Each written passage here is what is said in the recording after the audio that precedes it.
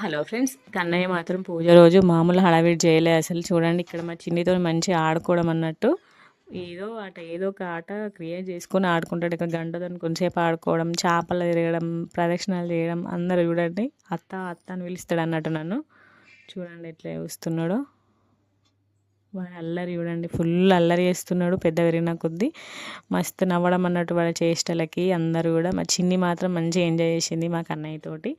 మంచిగా చెక్కల గుళ్ళు పెట్టిన కొద్దీ ఫుల్ నవ్వడం అన్నట్టు. ఆ రోజు నవ్వడము ఫుల్ ఎంజాయ్ చేసిండు. చూడండి ఎట్లా నవ్వుతున్నాడో.